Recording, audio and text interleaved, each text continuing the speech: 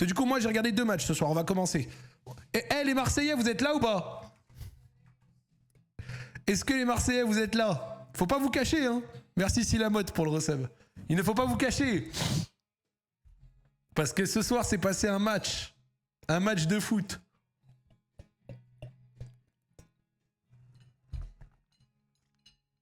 Le pire, c'est que je voulais que je vous dise, c'est qu'en première mi-temps, avant qu'il se prenne un rouge, je me faisais la remarque, comme depuis de toute façon son arrivée, à quel point Emerson est meilleur à Marseille qu'il ne l'a jamais été à l'Olympique Lyonnais. Genre, c'est trop drôle. Genre, Emerson, il est tellement important dans l'animation de De Zerbi, comment il rentre à l'intérieur, etc. C'est impressionnant. Et le pire, c'est que dans l'absolu, les buts marqués sont tellement, entre guillemets, absurdes que le volume de expected goals sur le match est ultra bas. Genre 0,92 à 0,44. Une grosse occasion à 0, 14 tirs à 10. Et donc du coup 10 tirs, 0,44 expected goals. Alors évidemment, les XG, ce n'est pas la métrique la plus... genre, qui est toujours... Qui fait la foi de tout.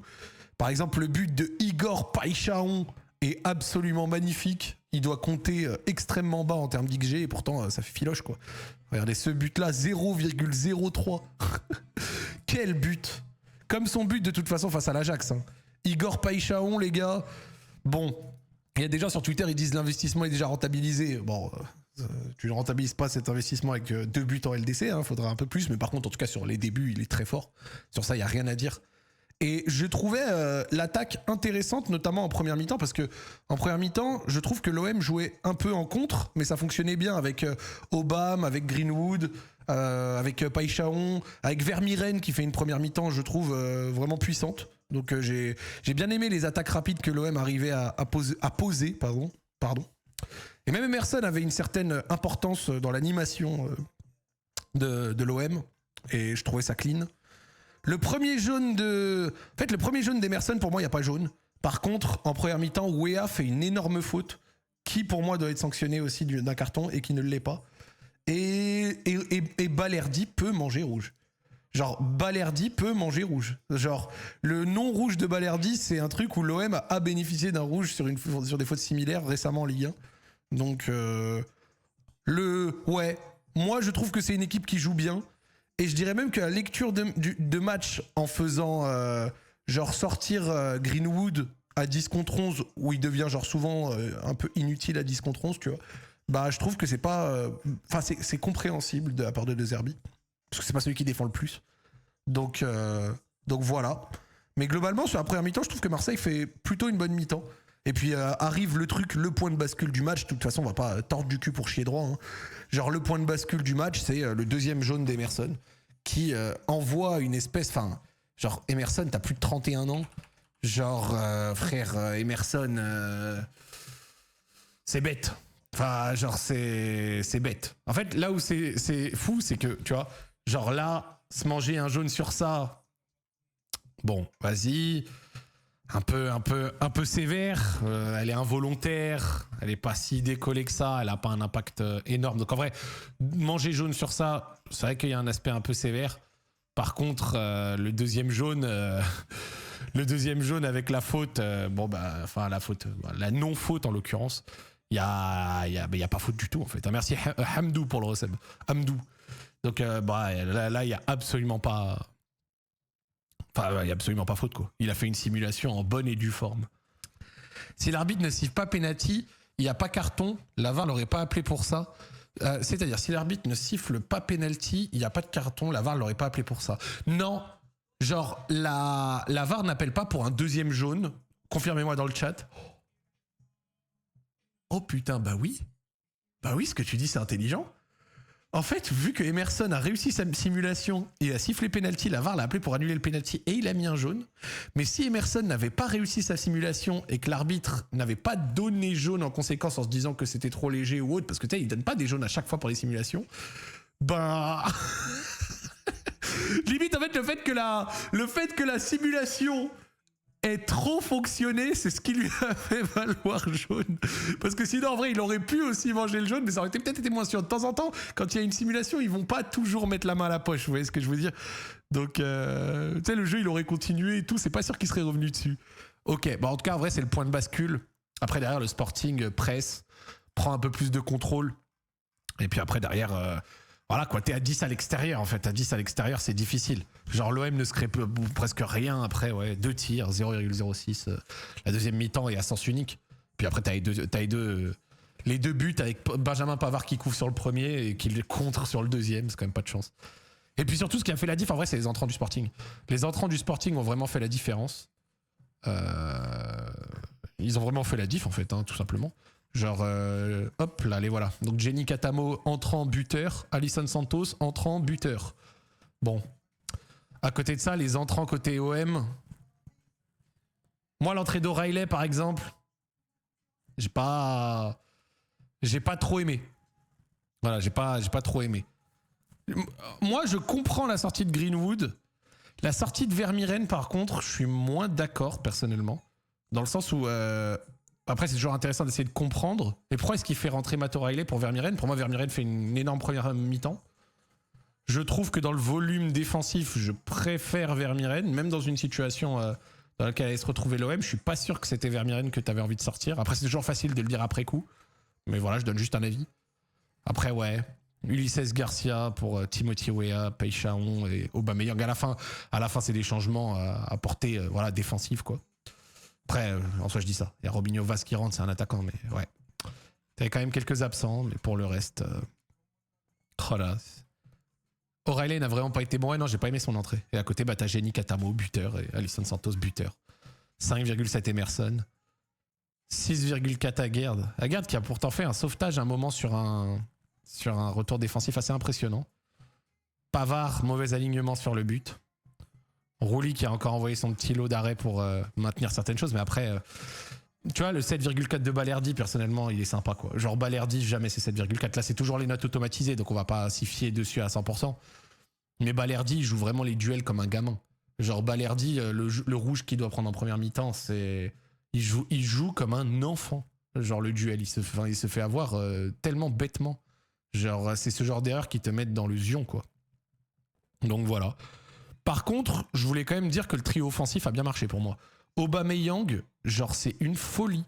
Genre on peut se dire, tu vois, Aubameyang, il a quel âge? 36. Genre on peut se dire que à son âge, tu sais, un déclin... Ouais, il a 36.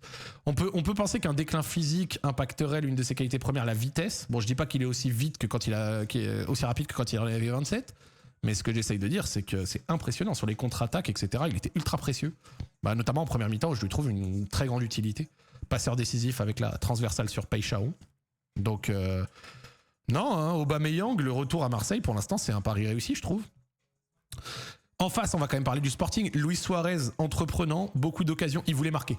Genre, je sais pas ce que vous en pensez, les Marseillais, il voulait marquer. Genre, ça se voit qu'il avait un peu le démo contre vous, il avait fait des déclarations, j'ai vu comme quoi il avait pas eu assez de temps, assez de chance chez vous. Il avait la dalle de marquer, Suarez. Yulman très fort, de toute façon, comme à l'Euro 2024. Araujo qui a failli prendre un rouge où il n'y avait pas rouge. Après Kenda et compagnie. Globalement, je trouve pas que le Sporting fasse un match de fou. Je trouve qu'en première mi-temps, c'est équilibré et même à 11 contre 10, je trouve l'OM plus dangereux. Et puis après, derrière, c'est à sens unique parce que t'es à 10 contre 11 à l'extérieur. Donc, salut quoi. Obama, c'est 2 passes D contre l'Ajax et une ce soir, mais sur Google, il n'y en a que 2 dans les stats LDC. Ok. Bah, en vrai, de toute façon, vas-y, une passe décisive de plus ou de moins, quand on regarde les matchs, on sait quoi. On le sait. Ça se voyait, il a croqué plusieurs occasions pour marquer même, je pense. Ouais, je capte. Il y a quand même un gros gap entre la LDC et le niveau de l'Europa League. Oui, évidemment. Bah évidemment, mon frère, qu'il y a un gros gap.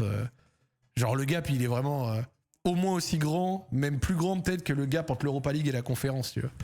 Genre, quand tu regardes, vas-y, tu veux qu'on regarde les matchs de demain? Parce que là, on va pas être sur le même niveau. Le match de demain, c'est les matchs de l'Olympique Lyonnais, là. Vas-y, t'es prêt ou pas? Hop. Alors, Steaua Bucarest, Bologne, Fenerbahçe, Stuttgart, Feyenoord, Panathinaikos, Go Ahead Eagles, Aston Villa, Genk, Real Betis, Lyon, Bâle. Le pire, écoute ce que je vais te dire, c'est pas des équipes de merde là, hein. Il y a quand même des équipes intéressantes, notamment dans les premières qu'on a citées. Après bon, Malmo, Dynamo et tout, vas-y. Mais ce que j'essaye de dire, c'est que t'as quand même des matchs intéressants, des bonnes équipes, mais le gap avec Salah, il est quand même assez solide. Et je dis ça alors que là, ce soir, c'était même pas les plus grandes affiches. Quoique, à 21h, il y a quand même le lot d'affiches très intéressantes. Mais globalement, on n'est juste pas sur le même niveau. Ligue des Champions, Europa League, c'est pas pareil. Mais ouais, demain, OL Bâle. Roma Victoria Plizen. Forest Porto, quand même, avec un Forest en crise. C'est intéressant. Et alors là, par contre, vous êtes prêts pour la Pipion Cup. Les gars, la Pipion Cup. Alors, AEK Athènes Aberdeen. Aken Rayo Vallecano. Drita Omonia. Strasbourg Jagiellona. Shakhtar Legia Varsovie. Alors en vrai, moi je vais pas faire les grilles de cons parce que écoutez ce que je vais vous dire. Moi je suis content qu'elle existe la Conférence League parce que c'est bien qu'il y ait aussi des fans de clubs genre moins gros qui puissent avoir leur lot de Coupe d'Europe avec des déplacements, une coupe à la fin, un truc. C'est cool. Genre c'est cool pour eux. Même si moi j'ai moins d'intérêt dedans, au final l'intérêt de Zach Nani, on s'en bat les couilles. Voilà, vrai ou pas? On s'en bat les couilles l'intérêt de Zach Nani. Donc c'est pas grave. Genre il y a des fanbases, ça fait kiffer, ça fait vivre le foot en Europe. Donc non. Même si moi je ne vais pas regarder, on s'en branle dans l'absolu, tu vois.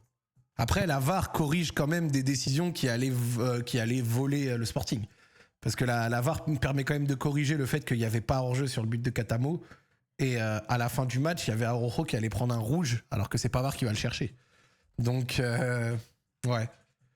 Je peux comprendre la frustration. C'est un joueur, il est dans son 12 défaites sur les 13 derniers déplacements. Et derrière victoire face au Sporting, justement. Sévère la stat. Ouais, je sais pas si c'est ce soir que Marseille peut se plaindre le plus de l'arbitrage. Genre, je peux comprendre que le premier jaune d'Emerson est sévère, mais tout autant qu'il est sévère, Marseille a aussi eu des trucs qui sont allés dans son sens sur ce match. Donc, ouais. Par contre, à 11, c'était pas pareil, je suis d'accord. Mais ouais, pour moi, c'est pas ce soir que l'arbitrage t'a vraiment niqué, quoi. Alors, on a le classement. 9 points. Donc, PSG, Bayern, Inter, Arsenal, Real Madrid. Ensuite, 7-7. OK. Dortmund City. 6 points pour Newcastle, Barça, Liverpool. Merci Victor Portos pour le resub, ça fait plaisir. Donc le Sporting a 6 points également. Attention, hein, parce que tu as des équipes comme le Sporting qui a 6 points, le Galatasaray qui a 6 points aussi. J'ai regardé le match face à Bodo Glimt, doublé de Osimhen qui ne voulait pas marquer son triplé. Genre il a raté énormément d'occasions pour le triplé, donc c'était marrant. Par contre, qu'est-ce que Osimhen fait à Galatasaray? On va encore se poser la question. Tottenham, 2 nuls, 1 victoire. Le nul de ce soir, apparemment Monaco... manque de réussite énorme. Marseille 3 points, toujours dans le top 24 après un Marseille mine de rien. En même temps il n'y a eu que 3 journées. Et après passer le top 24, donc tout le monde est qualifié, donc Bruges, Bilbao, Francfort, Napoli, Union Saint-Gilloise qui avait tarté Monaco. Et d'ailleurs t'as Monaco qui s'est fait tarter par l'Union Saint-Gilloise. Attends, Monaco s'est fait tarter par l'Union Saint-Gilloise et a fait nul contre Tottenham et City.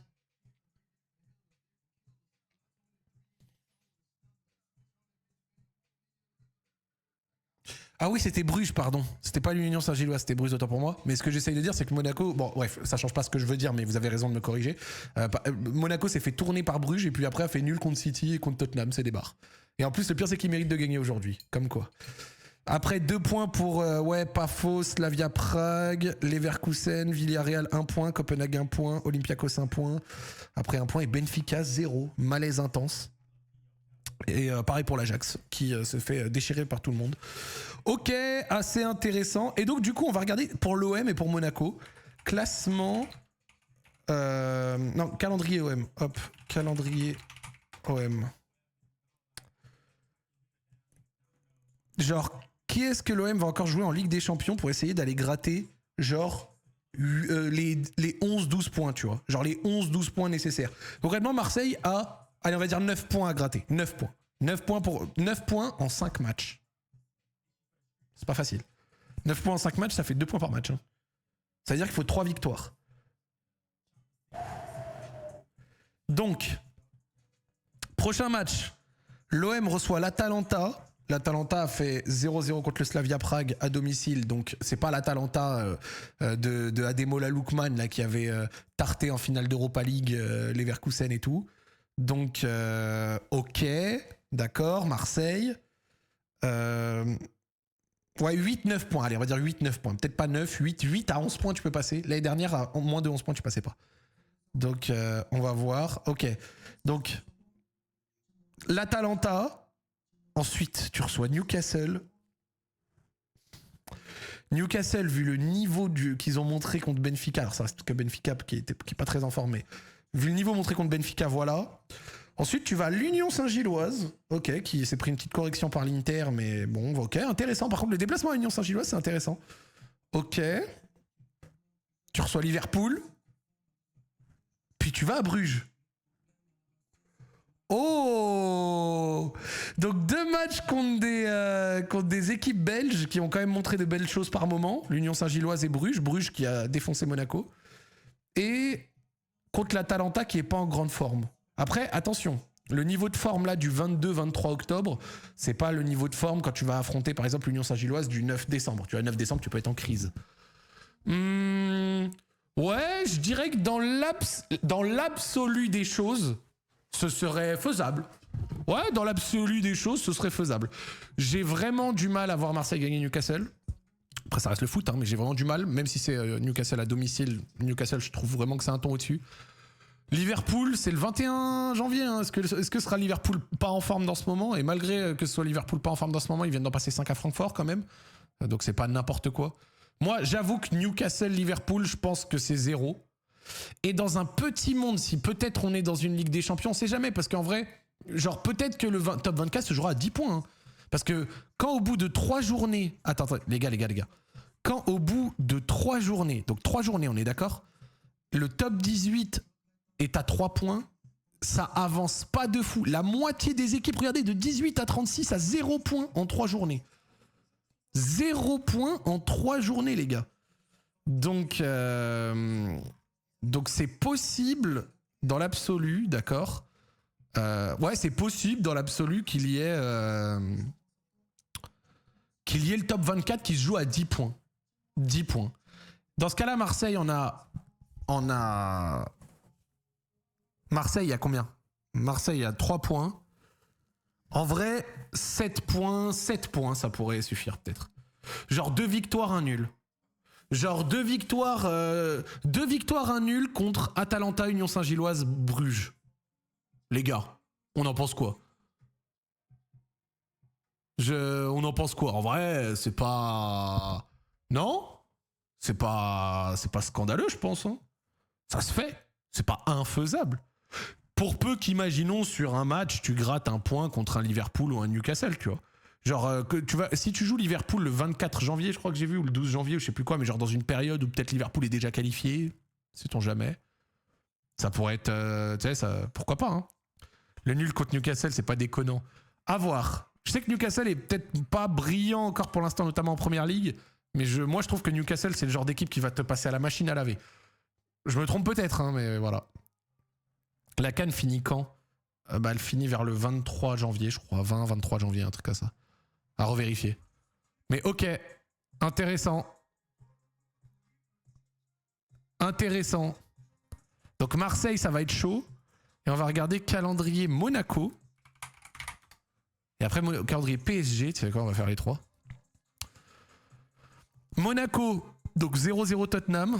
Ensuite, qu'est-ce qu'ils ont, Monaco? Ils vont à Bodo Glimt, qui s'est fait ouvrir en 2 avec un niveau défensif absolument calamiteux contre Galatasaray. Donc, il faut absolument gagner ce match. Bodo Glimt pas fausse.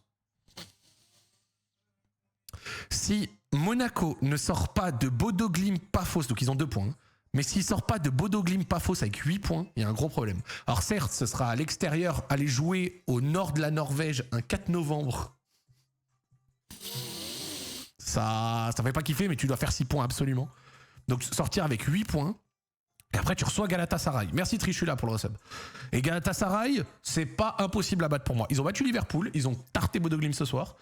Mais c'est pas infaisable pour moi, pour un Monaco peut-être en forme, à voir si ça prend avec leur nouvel entraîneur. Peut-être d'ici le 9 novembre, Pogba sera redevenu un joueur de foot. Donc, ok. Et après, qu'est-ce qu'ils ont? Real Madrid. Bon, Real Madrid, je pense que tu passes gentiment à côté. Et Juventus. Ben, y a de la place, je trouve, pour Monaco. Il y a de la place. C'est pas impossible. Déjà, pour moi, Bodo Glimt pas fausse, tu dois faire 6. Et si tu fais 6 points, t'en as déjà 2, ça te fait 8 points. 8 points, et tu dois aller chercher 3 points entre Galatasaray, Real Madrid et Juve. Ce qui n'est pas facile, ce qui n'est pas impossible, en vrai. Merci Cosmo pour le recette, le train de la hype qui approche. Ce qui n'est pas impossible. La Juventus, c'est pas extraordinaire cette année. Et après, derrière, voilà. Hein. Après, là, l'enchaînement, il est hard. Hein. Putain, regardez. 18 janvier, 20 janvier, 25 janvier, 28 janvier, 1er février. Putain, oh, l'enchaînement des 5 matchs, là. Et puis là-dedans, il ne va pas avoir un petit match de Coupe de France, là, entre le 4 et le 18, c'est sûr. Vers le 10, il y a un match de Coupe de France, c'est sûr. Aujourd'hui, Monaco pouvait facile mettre 4 buts contre l'horrible Frank Ball, mais Vicario a fait son seul bon match du mois, plus malchance. Et ben voilà. Attends. J'ai pas beaucoup suivi Tottenham depuis le début de saison. Genre, j'aurais aimé, mais voilà, on peut pas tout regarder. Ça donne quoi pour l'instant le Thomas Frank Ball? Toi, je sais, Ousmane, t'es le fan de Tottenham, c'est comment? La Juve, 7 matchs, 5 nuls et 2 défaites. Non, la Juve, c'est trop. Haram Ball. Thomas Frank, c'est Haram Ball. Juve rincé. Ok, bon. J'ai regardé un peu Real Madrid-Juve, d'accord.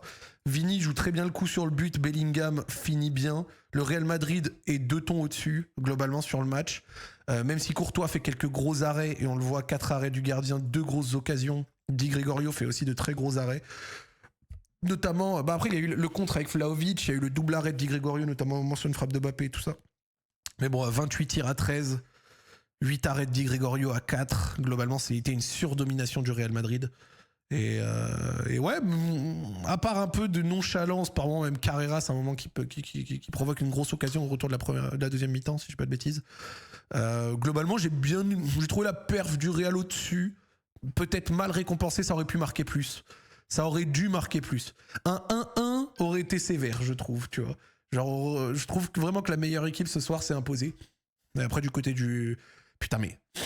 Tu vois, c'est là où je vois que les notes automatiques, genre Pierre Calulu, le 5,9, je le trouve sévère à la mort alors qu'il avait une énorme activité. Ok, d'accord. Le 5,9 est tellement putain de sévère.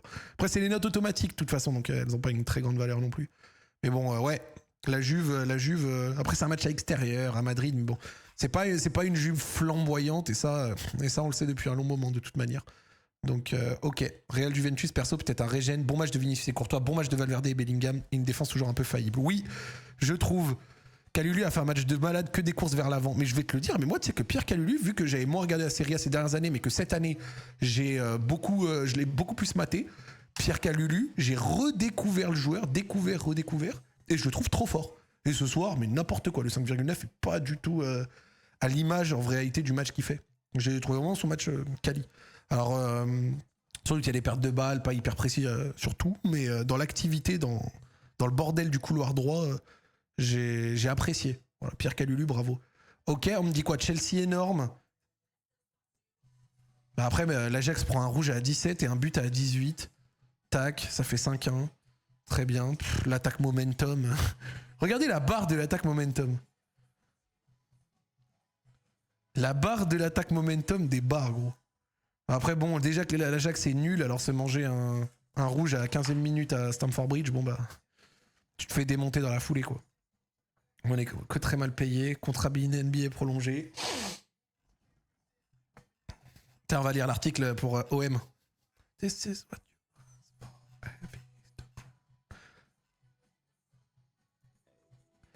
à 10, l'OM craque et s'incline contre le Sporting. Rapidement devant au score grâce à Païchaon. Quelle frappe de beau gosse. Mais en infériorité numérique toute la seconde période. L'OM a été renversé 2-1 par le Sporting Portugal ce mercredi soir en LDC. Et l'OM a fini par craquer après avoir passé toute la seconde période en infériorité numérique à force de reculer et de subir. Les Marseillais ont été rejoints puis renversés en fin de rencontre par le Sporting ce mercredi soir pour leur 3e sortie de la saison en LDC. Une déception forcément au vu de leur pleine forme du moment, au coup d'envoi, pardon, et de leur bonne première période, je suis d'accord. Alors que tout tournait dans leur sens ces derniers temps, les hommes de De Zerbi ont connu quelques difficultés. Leur entame notamment a râpé celle, à la mi-septembre, toute proportion gardée, vécue du côté de Bernabéu avec une faute précoce proche du rouge de Balerdi, de nombreuses pertes dangereuses et des vagues à encaisser. Par contre, en contre, ils ont piqué. Ah bah tiens, mais cet OM sait désormais subir et piquer quand il le faut grâce à son nouveau facteur X européen, Païchaon, auteur d'une magnifique ouverture du score sur une contre-attaque. Magnifique. Ce but a libéré son équipe bien plus haute, sereine et dangereuse avec un Mason Greenwood précieux dans un rôle plus axial que d'habitude. Moi je trouve que le trio Greenwood, Aubameyang, Païchaon a très bien fonctionné. Par contre vu qu'on sait que Greenwood défend jamais, je comprends pourquoi tu le sors à 10. Genre moi je le sais qu'à la fin, même si l'OM a pas trop existé en deuxième mi-temps, genre je comprends l'idée. Mais le Sporting s'est aussi rebellé, Rouli a veillé, et l'OM c'est un peu plus compliqué la tâche avec l'expulsion d'Emerson juste avant la pause. Les entrées d'O'Reilly et Murillo à la mi-temps n'ont pas suffi à tout colmater et la résistance s'est heurtée à 2 erreurs. La première de l'axe à 3.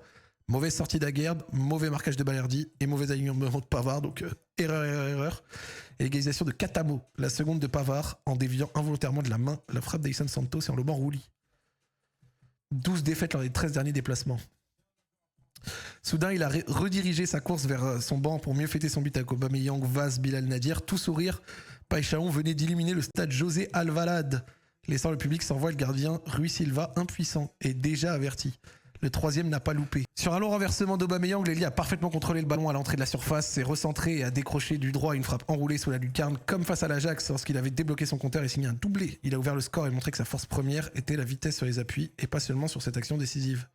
On l'a aussi vu travailler en seconde période à 10 contre 11 jusqu'à son remplacement par Angel Gomez.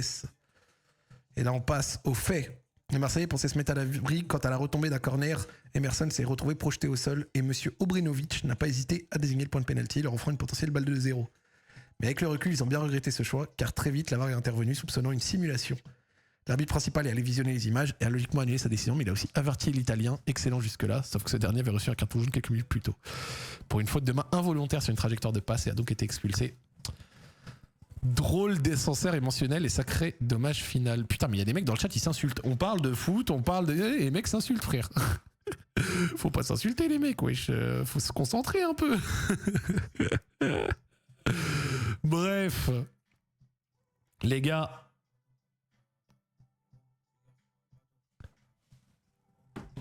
Un peu de regret, je pense, côté Marseille, mais en réalité...